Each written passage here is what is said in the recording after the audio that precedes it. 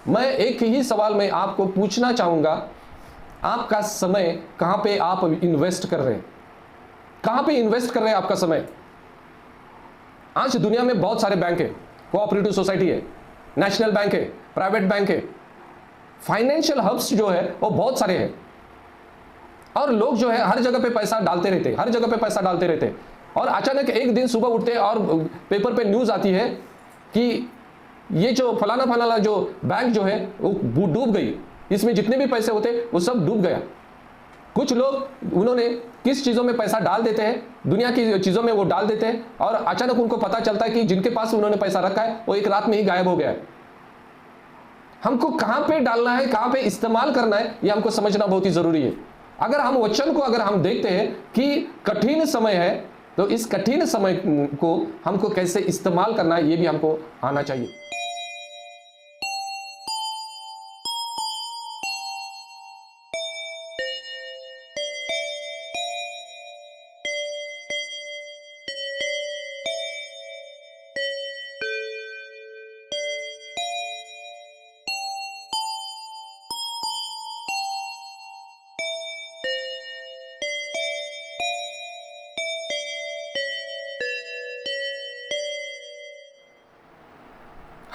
मैंने बहुत बार ऐसे देखा कि लोगों को हर दिन उनको एक जैसे लगते रहता है, एक जैसे दिन लगता है। वो मंडे को भी वैसे रहते हैं, ट्यूसडे को भी वैसे रहते हैं, वेडनेसडे को संडे तक वो वैसे ही रहते हैं। कुछ चेंज नहीं है, जीवन में कुछ बदलाव नहीं है, या बदलाव लाना नहीं चाहते। क्यों? क्योंकि उन्होंने अपना एक माइंडसेट जो है वो माइंडसेट बना के रखा है कि मुझे ऐसे रहना है। जैसे मैंने लास्ट टाइम पे मैंने एक कहानी को मैंने बताया था कि जो अमीर आदमी है वो अमीर आदमी अमीर क्यों है, गरीब आदमी क्यों गरीब है? क्यों? क्योंकि यहां से शुरुआत होती है।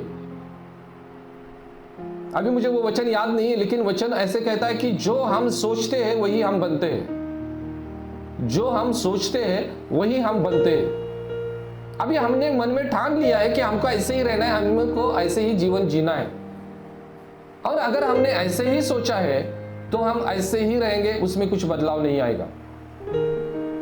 क्योंकि मैंने देखा है कि 25 साल का लड़का वो अरबपति बन सकता है, और 60 साल का आदमी या 70 साल का आदमी भी अपने 70 या 60 साल के आयु में वो करोड़पति बन सकता है। समय समय की बात है, कौन जल्दी बनेगा कौन बाद में बनेगा, लेकिन समय को सही इस्तेमाल करना आना बहुत ही जरूरी है। हम किस रीति से समय का इस्तेमाल कर रहे हैं? कई लोग तो इस रीति से जीवन जीते हैं कि उनको ऐसे लगता है कि मैं बहुत साल तक जिंदा रहने वाला हूं, तो मेरे पास बहुत समय है। इसलिए कबीर ने अपने दोहे में कहा है कि कल करे सो आज कर, आज करे सो अब। आज वो कहता है कि कल करे सो आज कर, आज करे सो अब। अभी ये जो मुहावरा जो है, कहावत जो है, अभी हम देखते हैं कि अभी लोगों ने उसको बदला दिया। क्या? कल करे सो परसों कर, परसों करे सो नरसों कर। अभी यहां पे हम देखते हैं कि लोगों का सोच जो है, ये सोच में बहुत बड़ा प्रॉब्लम हो रहा है। क्यों हो रहा है? क्योंकि जिंदगी के बारे में कोई भी मालूमात नहीं है। वचन यहां पे कहता है कि स्मरण रख तू। हम स्मरण नहीं रखते हैं। किस बात का? कि अंतिम दिनों के बाद का। अंतिम दिन कब है हमें नहीं मालूम। जैसे हमने अभी प्रार्थना किया पास्टर आपा साहब के लिए, कल मेरे साथ बात किया उन्होंने, मैंने उनको फोन किया था, कॉल किया था। हम एक जगह पे डेथ हो गया था, वहां पे हम जा रहे थे, तो मैंने उनको पूछा, तो उन्होंने बोला कि नहीं मैं ऑलरेडी मैं उस रास्ते पे हूं, मैं निकल चुका हूं। मैं बोला अच्छी बात है, निकल गए तो। असल में वो रास्ते पे नहीं ही थे वो, लेकिन रास्ते वो पास में मेरे साथ, मेरे ख्याल से मेरे साथ उनका फोन हो गया और 5 मिनट में उनका एक्सीडेंट हो गया। हम बोल सकते कि मैं यहां पे जा रहा हूं, मैं इधर ये कर रहा हूं, मैं उधर को वो करूंगा, ये है वो है, हम सब प्लान बना सकते हैं। इसलिए वचन कहता है कि योजना जो बनाना है ये मनुष्य के हाथ में है, लेकिन उसको उत्तर देना, सही उत्तर देना, ये प्रभु के हाथ में है। इसलिए इस समय हम एक वचन को हम पढ़ेंगे, इसी वचन को हम देखेंगे कि नीति वचन उसका 16 अध्याय, नीति वचन उसका 16 अध्याय, और हम उसमें से पहले 2 वचन को हम यहां पे हम देखेंगे।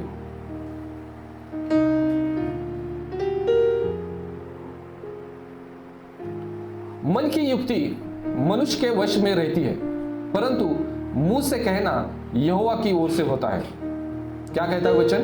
मन की युक्ति मनुष्य के वश में रहती है, परंतु मुंह से कहना यहोवा की ओर से होती है। मनुष्य का सारा चाल चलन अपनी दृष्टि में पवित्र ठहरता है, परंतु यहोवा मन को तोड़ता है।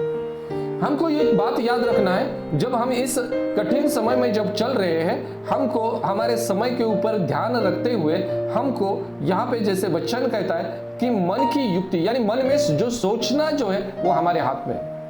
प्लानिंग हम सब कुछ कर सकते हैं, सही होगा गलत होगा जो भी होगा हम प्लान कर सकते हैं, लेकिन उसको सक्सेस करना या फेल्यूर करना वो प्रभु के हाथ में है।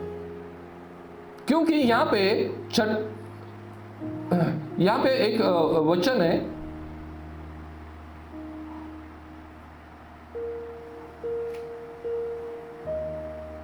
एक ही मिनट,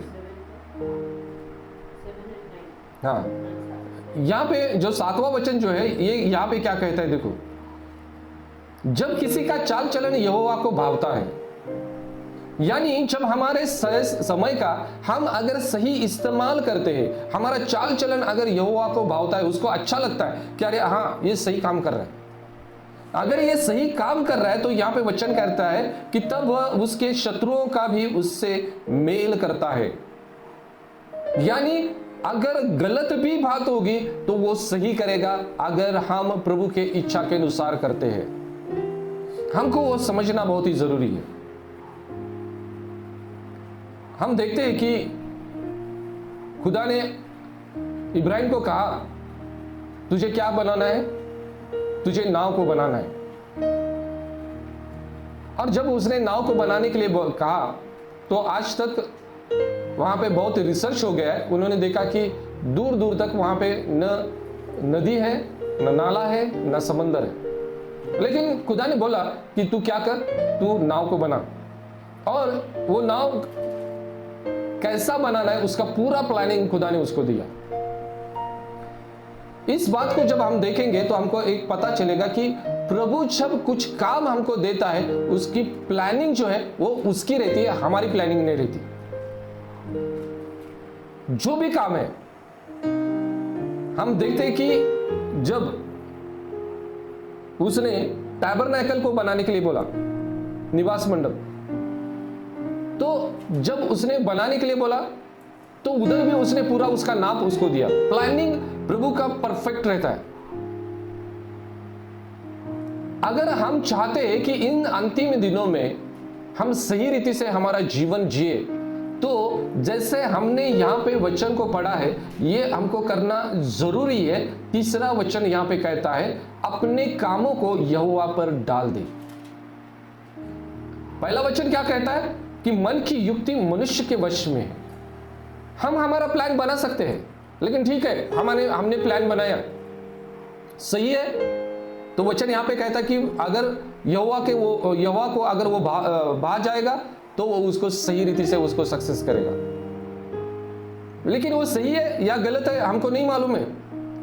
तो हम प्लान बनाने के बाद यहां पे वचन कहता है कि हमको क्या करना है, कि हमको वो सारी कामों को हमको यहोवा के ऊपर हमको डाल देना है। मुझे नहीं मालूम कि कितने लोगों को ये बात अच्छी लगेगी या बुरी लगेगी, मुझे नहीं मालूम। प्रभु के हाथ में सौंपना ये इतनी आसान बात नहीं है। जब नूह जब नाव को बना रहा था, तो लोग आके उसका मजाक उड़ा रहे थे। क्या मजाक उड़ा रहे थे? अरे जरा टेस्ट करके देख रहे, तू बना रहा है। उसने बोला कि नहीं, अभी बहुत बड़ी बारिश होगी, बाढ़ आ जाएगी, पूरी दुनिया बह जाएगी, ये है वो है। अरे तू पागल हो गया है, तुझको समझ में नहीं आ रहा है? कहाँ यहाँ पे बादल तो दिखाई देता है क्या? ये है क्या, वो है क्या? आपके जीवन में निगेटिव बोलने वाले लोग बहुत रहेंगे, लेकिन अगर आपके पास सही कन्विक्शन अगर है तो आप उन लोगों की कभी नहीं सुनेंगे। हमको कन्विक्शन होना बहुत जरूरी है कि जो मैं कर रहा हूं वो सही है, और जब अगर मैं कर रहा हूं तो वो सही रीति से भी करना बहुत ही जरूरी है, क्योंकि समय की बर्बादी हम नहीं कर सकते। क्योंकि आने वाले दिनों में कठिन समय आने वाला है, और समय अगर कठिन है तो उसका सही रीति से इस्तेमाल होना बहुत ही जरूरी है। जैसे हमने देखा कि कोविड के टाइम पे सब कुछ बंद हो गया था, लोगों के पास पैसा जो था वो बहुत ही कम था, इसलिए लोग जो है संभल के पैसे को वो क्या कर रहे थे, इस्तेमाल कर रहे थे, क्योंकि उनको मालूम था कि अगर ये पैसा अगर खत्म हो जाएगा तो हम भूखे मर जाएंगे। उसकी कीमत वो समझ रही थी। जो घर में अनाज था वो भी संभल के सब लोग खा रहे थे। क्यों? क्योंकि सिचुएशन को उन्होंने देखा था, हम लोगों ने देखा था। आज जब हम कहते हैं कि हम कठिन समय से जा रहे हैं, तो हमको हमारा समय जो है एक एक पल हमको समझ के लेके चलना बहुत ही जरूरी है। अगर समय का महत्व अगर किसी को पूछना है तो हम उस आदमी को पूछ सकते हैं कि जिसका एक्सीडेंट होते होते 1 सेकंड में वो बच गया। आपको बहुत से वीडियो मिलेंगे YouTube पे कि जहां पे ऐसे एक्सीडेंट हो गए कि समय पे मैंने बहुत ऐसे देखे कि वहां से आदमी हट गया और ऊपर से जो पेड़ की जो डाली जो है वो नीचे गिर गई, वो उस रास्ते से थोड़ा सा हट गया, कार वहां से तेजी से निकल गई। समय जो है ये बहुत कहता है कि समय बहुत बलवान होता है, और समय जब बलवान है तो उसका इस्तेमाल करना बहुत ही जरूरी है, सही रीति से इस्तेमाल करना जरूरी है। वचन कहता है कि हमको क्या करना है कि यहोवा के ऊपर हमारे कामों को डाल देना है, इससे तेरी कल्पनाएं सिद्ध होगी। क्या कहता है वचन? इससे तेरी कल्पनाएं सिद्ध होगी। हमारे दिमाग से काम करके फायदा नहीं है, क्योंकि हमारी कल्पना अगर सिद्ध होनी है तो ये प्रभु के हाथ में देना बहुत ही जरूरी है। मैं आपको एक बात में बताऊंगा कि जैसे हम लोग ने ये जो वृद्धाश्रम शुरू किया है, आज भी बहुत लोग हमको कहते हैं कि नहीं होता है, नहीं होगा, चेक करके देखो, प्रभु को पूछो, गलत डायरेक्शन है, ये है वो है। लेकिन हम दोनों हमको जो प्रभु ने दिखाया हम उसके ऊपर डटे हैं। गए हफ्ते की बात मैं आप लोगों को बताना चाहूंगा कि प्रभु कैसे कंफर्म करता है कि अपने बातों को। हम सुबह दुकान में हम गए, सुबह घूमने के लिए गए, और घूम के हम आ रहे थे तो घर में कुछ सामान चाहिए था, क्योंकि पूरा सामान खत्म हो गया था, घर का सामान। और हम लोगों ने सोचा कि जाके हम सामान लेंगे और जो इम्पोर्टेंट है उतना ही लेंगे और घर आए जाएंगे। ऐसे सोच के हम दुकान में गए और हमने 90 रुपए का सामान हम लोगों ने लिया। और मैं हमेशा कॉन्फिडेंट रहता हूँ कि मेरे बैंक में बैलेंस रहेगा। जब मैंने गूगल पे किया तो वहाँ पे इनसफिशिएंट बैलेंस दिखाया। मैंने चेक करके देखा तो उसमें 39 रुपये रहते। तो मैंने वहाँ पे वो शॉपकीपर को मैंने बोला कि शाम को हम पैसे देंगे। जब मैंने ये सोचा कि शाम को पैसा देना है, मालूम नहीं था कि कहाँ से पैसा आना है, लेकिन बोल के हम वहाँ से निकले। जैसे थोड़े वहाँ से निकले तो मेरे अंदर से एक ही आवाज़ आई कि शाम को पैसा मिलेगा, और मैं एकदम रिलैक्स हो गया। और शाम 5:30 बजे मैंने देखा कि मेरे अकाउंट पे 100 रुपए आ गए। मैं बोला कि 100 रुपए किसने भेजे? अभी बीच में ही कोई मुझको भेज सकता है 100 रुपए? फिर थोड़ी देर में 5 मिनट के बाद फिर 900 रुपए आ गए, और ऐसे करके 1000 रुपए शाम को हमारे पास आ गए। मैं आप लोगों को एक बात बोलना चाहता हूं कि जब हम हमारा काम खुदा के हाथ में जब हम सौंपते हैं तो खुदा हमको पैसा देता है। हम किसी को मांगने की जरूरत नहीं है। कभी कभी हम मांगते हैं क्योंकि हम थोड़ा सा विश्वास में कमजोर हो जाते हैं, हमारे अंदर वो कमी रहती है, इसलिए हम गड़बड़ करते हैं। मैंने बहुत बार मेरे जीवन में मैंने ये बात को देखा है, हम बहुत गड़बड़ करते हैं, हमको इमीडिएटली चाहिए, अरे ये नहीं है, ये नहीं, चलो चलो इसके पास पैसा मांगो, उसको पैसा मांगो। क्यों मांगो? हमारे एक सीनियर पास्टर थे जो न्यू लाइफ के फाउंडर थे, तो उनका एक फेवरेट सेंटेंस था, मैं आप लोगों को बोलूंगा, वो हमेशा मैं याद रखता हूं। If God is ordered he will pay. अगर खुदा ने अगर ऑर्डर दिया है, होटल में गए हैं, अगर खुदा ने अगर ऑर्डर दिया है तो वही पर पैसा देगा। अगर ये विजन अगर खुदा का है तो खुदा इस विजन को पूरा करेगा, आदमी नहीं करेगा। आज बहुत बार लोगों को ऐसे लगता है कि नहीं, इनके पास बहुत पैसा है। हाँ, सही में हमारे पास बहुत पैसा है, क्योंकि हमारा जो स्वर्गीय पिता जो है वो हमारा बाप है, उसके पास बहुत सारा पैसा है, लेकिन वो कभी भी हमको नहीं देता। जब समय है, सही समय पे वो हमको पैसा देता है, ताकि ज्यादा पैसा अगर हमारे पास आ जाए तो हो सकता है कि हमारे अंदर घमंड आ जाए और हम उसको भूल जाए और लोगों के साथ बदतमीजी से पेश करें। इसलिए वो हमको नहीं देता है। जब हमको लगता है तभी वो हमको देता है। आज मैं आप लोगों को मैं यही बात मैं कहना चाहूंगा कि अगर आपको लगता है कि हमारे जरूरत को पूरा होना चाहिए तो इन समय का सही रिश्ते से इस्तेमाल करना चाहिए, इन्वेस्टमेंट करना चाहिए। मैं एक ही सवाल में आपको पूछना चाहूंगा, आपका समय कहां पे आप इन्वेस्ट कर रहे हैं? कहां पे इन्वेस्ट कर रहे हैं आपका समय? आज दुनिया में बहुत सारे बैंक है, कोऑपरेटिव सोसाइटी है, नेशनल बैंक है, प्राइवेट बैंक है, फाइनेंशियल हब्स जो है वो बहुत सारे हैं, और लोग जो है हर जगह पे पैसा डालते रहते, हर जगह पे पैसा डालते रहते। और अचानक एक दिन सुबह उठते हैं और पेपर पे न्यूज आती है कि ये जो फलाना फलाना जो बैंक जो है वो डूब गई, इसमें जितने भी पैसे होते वो सब डूब गया। कुछ लोग उन्होंने किस चीजों में पैसा डाल देते हैं, दुनिया की चीजों में वो डाल देते हैं, और अचानक उनको पता चलता है कि जिनके पास उन्होंने पैसा रखा है वो एक रात में ही गायब हो गया है। हमको कहां पे डालना है, कहां पे इस्तेमाल करना है, ये हमको समझना बहुत ही जरूरी है। अगर हम वचन को अगर हम देखते हैं कि कठिन समय है, तो इस कठिन समय को हमको कैसे इस्तेमाल करना है ये भी हमको आना चाहिए। आज मैं आप लोगों को एनकरेज करना चाहूंगा कि समय को बर्बाद मत करो, समय को बर्बाद मत करो। मैं जब भी आज मैं मेरे आईने के सामने जब मैं खड़ा होता हूं, मैं हर दिन मैं खुद को मैं देखता हूं, और मेरे जो बाल जो है मैं मेरे बाल को मैं देखता हूं, और कभी कभी मुझे हंसी आती है कि देखते देखते मेरे बाल ये सफेद हो गए। ऐसे लगता है कि बचपन अभी ही था, देखते देखते ऐसे लगता है कि अरे जवानी अभी थी, और देखते देखते अभी बुढ़ापे की तरफ जा रहे। समय हमारे लिए नहीं रुकने वाला। हम रुक सकते हैं, हम बर्बाद कर सकते हैं, सब कुछ कर सकते हैं, लेकिन समय हमारे लिए नहीं रुकेगा। उस समय का हमको सही रीति से इस्तेमाल करना बहुत ही जरूरी है। अगर इस्तेमाल अगर करना है तो ये जो वचन जो है, ये वचन हमको समझना बहुत ही जरूरी है, क्योंकि यहाँ पे चौथा वचन यहाँ पे कहता है, यहोवा ने सब वस्तुएं विशेष उद्देश्य के लिए बनाई है। सब वस्तु विशेष उद्देश्य के लिए बनाई है। हर चीज को विशेष उद्देश्य के लिए बनाया है। आज तुम और मैं एक विशेष उद्देश्य के लिए बनाए हुए हैं।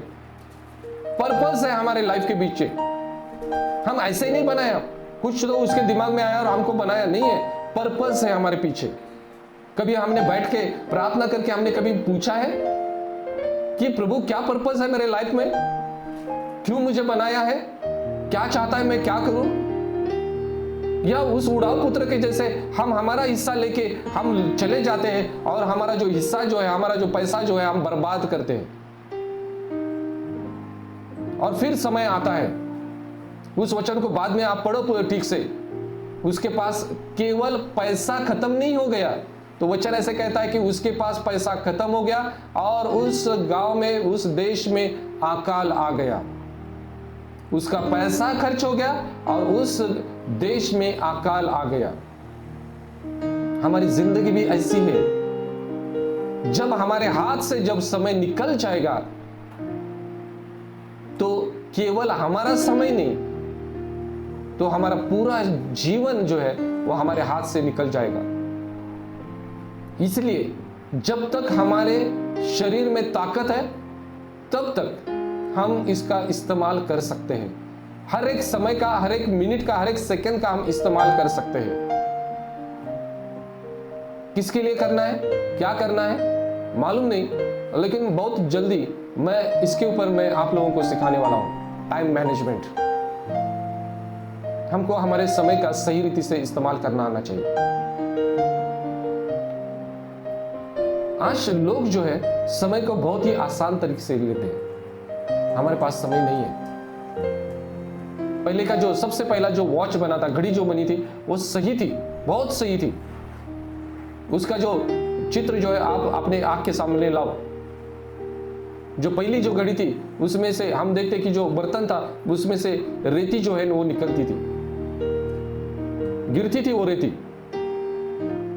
हमारा जीवन भी उस रेती के समान है, वो फिसलते जा रहा है, देखते देखते फिसलते जा रहा है, निकल जा रहा है। हमारे जीवन में कहां फुल स्टॉप आने वाला है हमको मालूम नहीं है, लेकिन वो फुल स्टॉप लगने के पहले हमारे जीवन में हमको कुछ तो करना है। और वो करने के लिए कोई एज नहीं है। कोई भी नहीं बोलना चाहिए कि मैं बहुत बूढ़ा हूं, मैं कमजोर हूं, मैं ये नहीं कर सकता हूं, वो नहीं कर सकता हूं।